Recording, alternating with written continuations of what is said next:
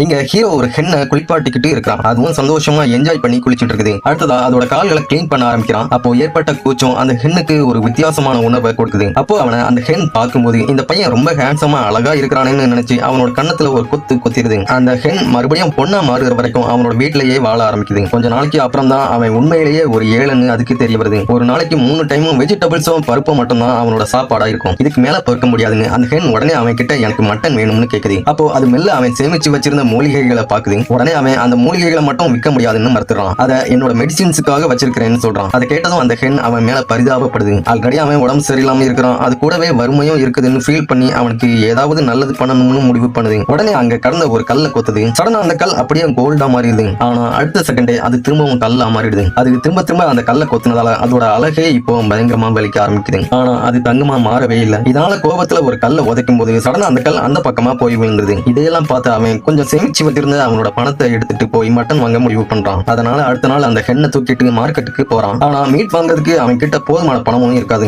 அப்போ அங்க இருந்த ஒரு ஜோசியக்காரரை பாக்குறான். அந்த ஜோசியக்காரர் ஒரு பணக்கார அப்பாவி மனுஷனை ஏமாத்தி பணம் பறிக்க ட்ரை பண்ணிட்டு இருக்காரு. அப்போ ஹீரோ அந்த கஸ்டமர் கிட்ட உங்க வீட்டுல பெரிய ஃபயர் ஆக்சிடென்ட் நடக்க போகுது, சீக்கிரமா வீட்டுக்கு போய் பாருங்கன்னு சொல்றான். உடனே அந்த கஸ்டமரும் கொஞ்சம் சந்தேகத்துல எழும்பி போயிடுறாரு. அப்போ அந்த ஜோசியக்காரர் தன்னோட கஸ்டமரை இப்படி பொய் சொல்லி அனுப்பி வச்சுட்டேன்னு அவன் மேல பயங்கரமா கோபப்படுறாரு. ஆனா ஹீரோ நான் உண்மையத்தான் சொன்னேன்னு சொல்லி 10 நாணயங்கள் பந்தயமும் வைக்கிறான். ஈவினிங் ஆனதும் அந்த கஸ்டமர் அங்க ஓடி வர்றாரு. வந்ததும் அவர் கையில வச்சிருந்த மீட்டை அவன் கிட்ட கொடுத்துட்டு நீங்க சொன்னதை கேட்டு நான் வீட்டுக்கு போகாம இருந்திருந்தா என்னோட அம்மா ஃபயர்ல மாட்டி இறந்து போயிருப்பாங்கன்னு சொல்றாரு. ரொம்ப நாளைக்கு அப்புறம் மீட்டை பார்த்ததால அந்த ஹென் பயங்கர ஹாப்பி ஆயிடுது. அவனுக்கும் பந்தயத்துல ஜெயிச்சதால 10 நாணயம் கிடைக்குது. அவனுக்கு இப்படி ஃபியூச்சரை பார்க்க திறமை இருக்கிற விஷயம் அந்த ஏரியா ஃபுல்லா பரவுது. அடுத்த நாள் ஒரு பொண்ணு அவன் வீட்டுக்கு ஓடி வந்து காணாம போன அவளோட ஹஸ்பண்ட் இப்போ எங்க இருக்கிறாருன்னு கண்டுபிடிச்சு சொல்ல முடியுமான்னு கேட்கிறான். ஆக்சுவலா அவளோட ஹஸ்பண்ட் மேரேஜ் ஆகி ஒரு போருக்கு போயிருந்திருப்பாரு. இப்போ 15 வருஷம் ஆயிடுச்சு. அவர் கூட போருக்கு போனவங்க எல்லாரும் வந்துட்டாங்க. ஆனா அவரை பத்தி மட்டும் எந்த தகவலும் கிடைக்கல. அவளோட சிச்சுவேஷனை புரிஞ்சு அவன் பரிதாபப்படுறான். ஆனா ஃபியூச்சரை பார்க்கறது சொர்க்கத்தோட ரகசியங்களை ஷேர் பண்றதுங்கிறதால அவ்வளவு ஈஸி கிடையாது. அதனால அவன் முடியாதுன்னு மறுத்துறான். ஆனா அந்த பொண்ணுக்கு ஏதோ ஆபத்து இருக்குதுங்கிறது அந்த ஹென்னுக்கு தெரிஞ்சிருது. அதனால அன்னைக்கு நைட்டு அந்த ஹென் அவளோட வீட்டுக்கு போய் எட்டி பார்க்கும்போது அது பார்த்த விஷயத்தால பயங்கர ஷாக் ஆகுது. பார்த்தா அவளுக்கு பின்னாடி ஒரு மர்மமான மனுஷன் நின்னுகிட்டு இருக்கிறான். அப்போ அதோட இருமல் சத்தத்தை கேட்டு வேகமா அவன் அதை துரத்தி போக ஆரம்பிக்கிறான். அப்பதான் அவன் சாதாரண மனுஷன் இல்ல, அவன் ஒரு பேய்ன்னு அந்த ஹென்னுக்கு தெரியுது. ஆனா அவ இப்போ பொண்ணா இல்லாம கோழியா இருந்ததால சீக்கிரமாவே அவன் கிட்ட மாட்டிக்கிறான். அப்போ சத்தத்தை கேட்டு அந்த பொண்ணு வேகமா வெளியே ஓடி வர்றான். ஆனா அவளால அந்த மனுஷனை பார்க்க முடியல. அங்க அடிபட்டு கிடந்த கோழியை மட்டும் பாக்குறான். அப்போ யாரோ ஒரு மரக்கட்டையை எடுத்து அவன் மேல வீசுறாங்க. பார்த்தா ஹீரோ தான் அந்த கோழியை ஃபாலோ பண்ணி அந்த இடத்துக்கு வந்திருப்பான். அவ தான் கோழியை அட்டாக் பண்ணி இருப்பாளுன்னு நினைச்சு இன்னொரு டைம் கட்டையை தூக்கி அவன் மண்டை மேலேயே எறியான். தலையில அடிபட்டதால அவன் அங்கேயே மயங்கி விழுந்துடுறான். அதை பார்த்து கோபத்துல அந்த மனுஷன் வேகமா ஹீரோவை அட்டாக் பண்ண பாஞ்சு வர்றான். ஆனா